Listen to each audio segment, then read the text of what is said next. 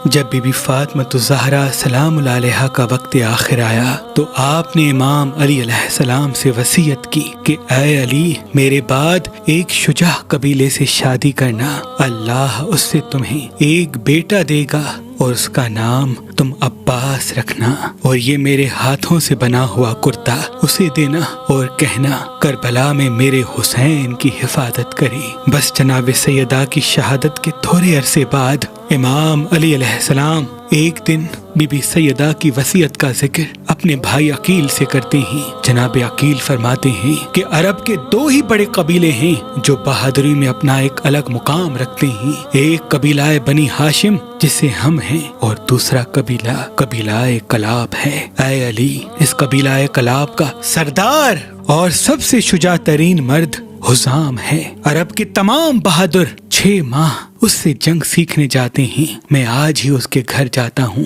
اور آپ کے لیے رشتہ مانگتا ہوں۔ حضرت حزام کے والد کا نام ام الانسا تھا، یعنی نیزوں سے کھیلنے والا، اور آپ کی زوجہ کا نام ثمامہ بنت سہیل تھا۔ یہ قبیلہ اتنا بہادر ہوا کرتا تھا کہ اپنے جانوروں کو رسی سے نہیں باندھا کرتے تھے، بلکہ اپنے جانوروں کو اپنے بازوں کی طاقت سے قابو کیا کرتے تھے۔ بس ادھر سے جناب عقیل چلتے ہیں اور وہاں حضرت حزام کی بیٹی جس کا نام فاطمہ تھا، جو بہت ہی سخی، باادب اور اہل بیت کے گھرانے سے محبت کرنے والی تھی، آپ کے والد نے آپ کا نام فاطمہ حضرت محمد مصطفیٰ صلی اللہ علیہ وآلہ وسلم کے عشق میں رکھا تھا کہ رسول اللہ کی بیٹی کا نام فاطمہ ہے تو میں بھی اپنی بیٹی کا نام فاطمہ رکھتا ہوں، تاکہ روز قیامت میری بیٹی فاطمہ رسول اللہ کی بیٹی فاطمہ کی کنیز بن کے اٹھے۔ اتنے میں آپ کی بیٹی خواب دیکھتی ہیں کہ آسمان سے ایک چاند ان کے ہاتھ پہ گرتا ہے اور 3 ستارے ان کی جھولی میں آ گرتے ہیں۔ بی بی جیسے ہی اس خواب کو دیکھی تو اپنی والدہ سے ذکر کرتی ہے۔ ابھی بی بی خواب بتا ہی رہی تھی کہ اتنی دیر میں جناب عقیل دروازے پہ صدا دیتے ہیں۔ جناب حزام جیسے ہی جناب عقیل کو دیکھتے ہیں تو فوراً اپنے گھر لے کے آتے ہیں اور کہتے ہیں کہ آج ہاشمی خاندان ہم پہ کیسے مہربان ہوا۔ جناب عقیل فرماتے ہیں کہ میرے بھائی علی کا رشتہ میں آپ کی بیٹی فاطمہ کے لیے لے کے آیا ہوں۔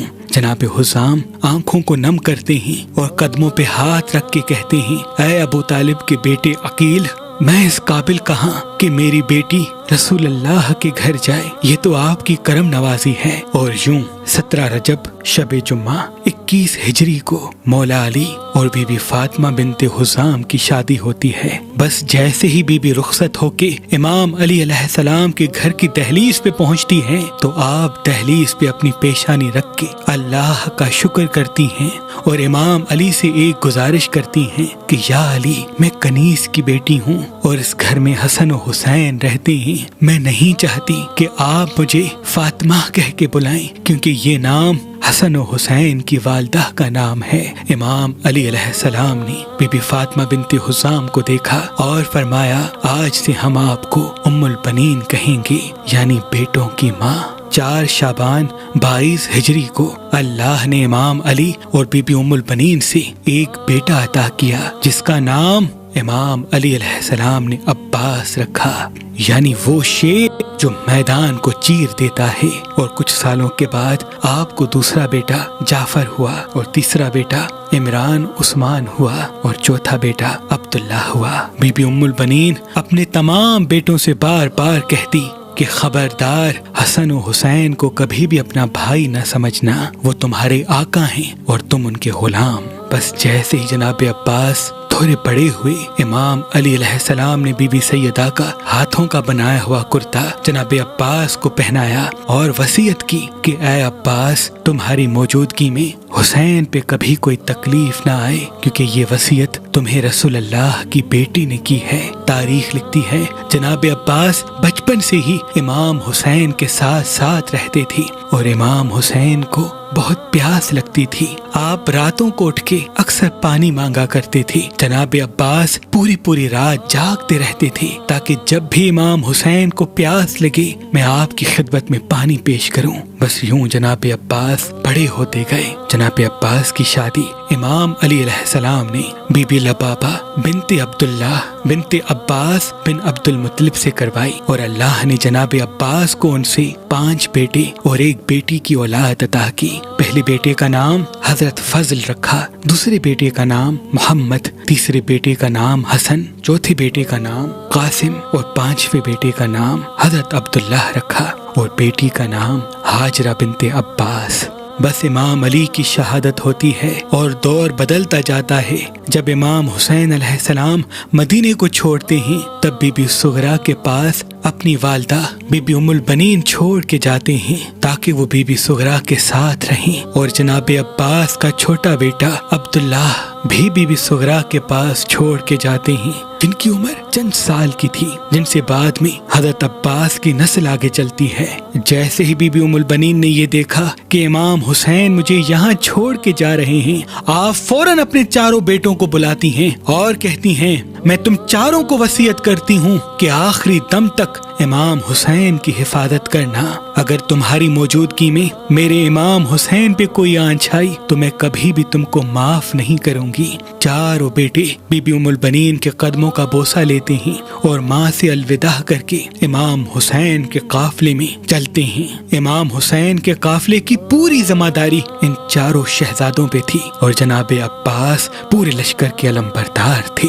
بس یہ قافلہ مکے اور مکے سے کربلا جیسے ہی پہنچتا ہے، 10 محرم کا سورج طلوع ہوتا ہے، جناب عباس جیسے ہی دیکھتے ہیں کہ علی اکبر امام حسین سے اجازت مانگ رہے ہیں، آپ کہتے ہیں اے میرے مولا، میں اپنے بچوں کو آپ کے بچوں پہ قربان کرنا چاہتا ہوں، مجھے اجازت دیجیے۔ اور یوں بنی ہاشم میں سب سے پہلے جناب عباس کے سب بھائی شہید ہوتے ہیں۔ جب تینوں بھائی شہید ہو جاتے ہیں تو پھر آپ اپنے بچوں کو امام حسین کے قدموں میں قربان کرتے ہیں اور پھر اپنے لیے اجازت طلب کرتے ہیں۔ امام حسین فرماتے ہیں اے عباس، تو میری فوج کا علم بردار ہے۔ جناب عباس دیکھتے رہتے ہیں اور ایک ایک شہید شہادت کا جام پیتا جاتا ہے۔ بالآخر جب 3 دن مسلسل پیاسا رہنے کی وجہ سے بچوں کے رونے کی آواز جناب عباس کے بار بار کانوں میں آتی ہے، آپ بی بی سکینہ کے ساتھ امام حسین کی خدمت میں آ کے عرض کرتے ہیں اے میرے آقا، یہ معصوم بچے پانی کے لیے تڑپ رہے ہیں، مجھے اجازت دیجیے کہ میں نہر سے پانی لے کے آؤں۔ امام حسین نے آنکھوں کو نم کیا اور فرمایا اے عباس، اگر اجازت لینی ہے تو جا اپنی بہن زینب سے اجازت لے۔ بس جناب عباس بی بی سکینہ کے ساتھ بی بی زینب کے خیمے کے باہر بیٹھ جاتے ہیں اور دست ادب کو جوڑ کے عرض کرتے ہیں اے میری آقا زادی، آج اس غلام کو اجازت دیجیے تاکہ وہ بچوں کے لیے نہر فرات سے پانی لے کے آئے۔ بی بی زینب نے جناب عباس کی آواز سنی اور کہا اے میرے بھائی، جب میرے بابا علی کی شہادت کا وقت آیا تو آپ نے وصیت کی تھی کہ عنقریب ایک ایسا زمانہ آئے گا جب زینب تجھے قید کر کے کوفہ و شام کے بازار میں پھرایا جائے گا۔ میں بابا سے کہتی تھی اے میرے بابا، جس کا عباس جیسا بھائی ہو وہ بازاروں میں کیسے قیدی بن کے آئے گی؟ اے عباس، آج مجھے بابا کی وصیت یاد آتی ہے۔ بس جناب عباس بی بی زینب سے اجازت لے کے نہر فرات پہ آتے ہیں اور ایک ایسا حملہ کرتے ہیں کہ فوج کو چیر کے دریا پہ قبضہ کر لیتے ہیں۔ جیسے ہی پانی کو دیکھتے ہیں، پانی میں بی بی سکینہ کا تڑپتا ہوا چہرہ نظر آتا ہے۔ آپ پانی کو دیکھ کے زار و قطار روتے ہیں اور مشک کو بھرنا شروع کر دیتے ہیں اور پیاسے ہی گھوڑے پہ سوار ہو کے واپس خیام کی طرف پلٹتے ہیں۔ فوج یزید میں ہلچل مچ جاتی ہے کہ اگر پانی حسین کے خیمے تک پہنچ گیا تو پھر ان کو شہید کرنا مشکل ہو جائے گا۔ چاروں طرف سے فوج گھیر لے اور عباس پہ تیر چلانا شروع کر دے۔ جناب عباس فوج سے لڑتے جاتے ہیں، آگے بڑھتے جاتے ہیں۔ تاریخ نے لکھا ہزاروں کی تعداد میں تیر آپ پر چلائے جاتے ہیں۔ آپ تیروں کو روکنے کے لیے جیسے ہی ایک مرتبہ اپنے بازو کو اوپر کرتے ہیں تو پیچھے سے چھپ کے کوئی ظالم آپ کے ایک بازو پہ وار کرتا ہے اور آپ کا ایک بازو کٹ کے زمین پہ گر جاتا ہے۔ آپ صرف یہی چاہتے ہیں کہ کیسے بھی کر کے یہ پانی امام حسین کے معصوم بچوں تک پہنچایا جائے۔ آپ مشک اور علم دوسرے بازو میں سنبھال کے تیز تیز خیام کی طرف بڑھتے ہیں کہ اتنے میں کوئی ظالم پھر سے آپ کے دوسرے بازو پہ وار کرتا ہے۔ آپ کا دوسرا بازو بھی قلم ہو جاتا ہے۔ آپ مشک کو اپنے دانتوں میں سنبھال کے خیام کی طرف بڑھتے جاتے ہیں کہ اتنے میں ایک تیر آپ کی دائیں آنکھ میں لگتا ہے۔ جناب عباس تڑپ اٹھتے ہیں اور چاہتے ہیں کہ اپنی آنکھ کا تیر نکال دیں، لیکن آپ کے بازو پہلے ہی شہید ہو چکے ہوتے ہیں۔ آپ جیسے ہی تیر کو نکالنے کے لیے اپنی زانوں کا سہارا لیتے ہیں، اتنے میں کوئی ظالم آپ کے سر پہ گرز مارتا ہے اور آپ گھوڑے کی زین سے زمین پہ آتے ہیں۔ پوری فوج مل کے آپ پہ حملہ کرتی ہے اور آپ کے پورے جسم کو زخمی کر دیتی ہے۔ جیسے ہی علم امام حسین نے زمین کی طرف گرتا ہوا دیکھا، آپ لشکر کو چیر کے جناب عباس کے پاس آتے ہیں اور ان کا سر اپنی گود میں رکھتے ہیں۔ جناب عباس کہتے ہیں، اے میرے آقا، میں نے کبھی آپ سے کچھ نہیں مانگا، لیکن میں نے اپنی ماں سے سنا تھا کہ جب میری ولادت ہوئی تو میں نے سب سے پہلے آپ کے چہرے کی زیارت کی تھی۔ آج میرا وقت آخر ہے اور یہ غلام چاہتا ہے کہ آپ کی زیارت کر کے اس جہان کو چھوڑوں، لیکن آج یہ عباس اتنا مجبور ہو چکا ہے کہ ایک آنکھ میں تیر لگا ہے اور دوسری آنکھ میں خون بھرا ہے اور بازو پہلے ہی کٹے ہوئے ہیں۔ اے میرے آقا، اگر تکلیف نہ ہو تو اپنی ابا سے میری آنکھ کا خون صاف کیجیے تاکہ میں آپ کی زیارت کر سکوں۔ بس جناب عباس کی آنکھ کا خون امام حسین اپنی ابا سے صاف کرتے ہیں۔ جناب عباس امام حسین کے چہرے کی زیارت کرتے ہیں اور وصیت کرتے ہیں کہ اے میرے آقا، آپ صبح سے لے کے اب تک سب کی لاش میدان سے خیمے کی طرف لے کے جا رہے ہیں۔ میری یہ وصیت ہے کہ میری لاش کو خیمے میں نہ لے جانا، کیونکہ سکینہ وہاں منتظر ہے کہ چچا پانی لے کے آئے گا۔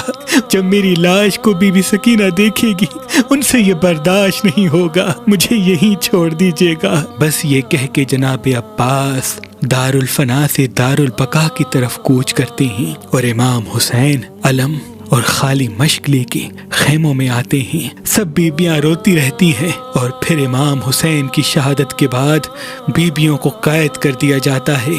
بس جیسے ہی امام حسین کی شہادت کی خبر بشیر کو پہنچتی ہے تو بشیر مدینے میں گھوڑے پہ یہ سب کو کہتا جاتا ہے کہ اے مدینے والو، کربلا میں حسین کو شہید کر دیا گیا۔ جیسے ہی یہ آواز بی بی ام البنین کے کانوں تک آتی ہے، آپ اپنے پوتے عبداللہ کے ساتھ بشیر کے پاس آتی ہیں اور کہتی ہیں، اے بشیر، کون حسین مارا گیا؟ بشیر کہتا ہے، اے بی بی، آپ کو نہیں پتا، حسین رسول اللہ کا بیٹا۔ بی بی کو جلال آتا ہے اور کہتی ہے، میں نہیں مانتی، عباس اس وقت کہاں تھا؟ بشیر کہتا ہے، اے بی بی، حسین سے پہلے عباس اور اس کے سارے بھائی مارے گئے۔ بی بی ام البنین کہتی ہے، شاید تو عباس کو نہیں جانتا تھا، عباس سے بڑا پہلوان اس عرب کی زمین پہ کوئی نہیں، عباس کیسے شہید ہو گیا؟ وہ بشیر رو کے کہتا ہے، اے بی بی، جناب عباس امام حسین کے بچے جو 3 دن سے پیاسے تھے ان کے لیے پانی نہر فراز سے لینے جاتا ہے اور وہاں کوئی ظالم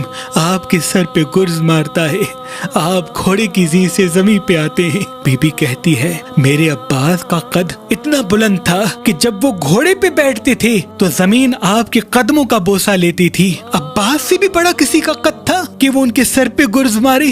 وہ زمین پہ بیٹھ کے کہتا ہے، اے بی بی، پورا لشکر مل کے جناب عباس پہ تیر چلاتا ہے اور دھوکے سے ان کے بازو کاٹے جاتے ہیں اور تیروں کی بارش میں سے ایک تیر آپ کی آنکھ میں لگتا ہے اور جناب عباس اس تیر کو نکالنے کے لیے جھکتے ہیں۔ اتنے میں کوئی ظالم آپ کے سر پہ گرز مارتا ہے اور آپ گھوڑے کی زین سے زمین پہ آتے ہیں۔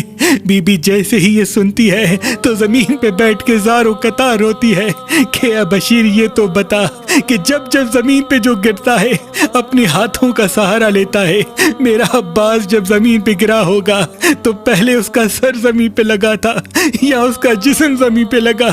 بس بی بی جنت البقیع کی طرف جاتی ہے اور وہاں اپنی انگلی سے 4 قبریں اپنی بیٹوں کی بناتی ہے اور پھر اپنی انگلی سے امام حسین کی قبر بناتی ہیں اور دن رات وہاں روتی رہتی ہیں۔ اور جو بھی بی بی کو بی بی ام البنین کہتا، آپ فرماتی کہ اب مجھے کوئی بھی ام البنین نہ کہے، کیونکہ میرے سارے بیٹے کربلا میں مارے گئے۔ آپ وہ پہلی محترمہ ہیں جنہوں نے سب سے پہلے امام حسین کے مرثیہ لکھنے کا بنیاد رکھا۔ آپ پورا دن امام حسین پہ گریا کرتی رہتی اور اتنا روتی تھی کہ جب سالوں کی قید کے بعد بی بی زینب اور دوسری بیبیاں واپس مدینے آتی ہیں تب تک رو رو کے آپ کی آنکھوں کی بینائی چلی جاتی ہے۔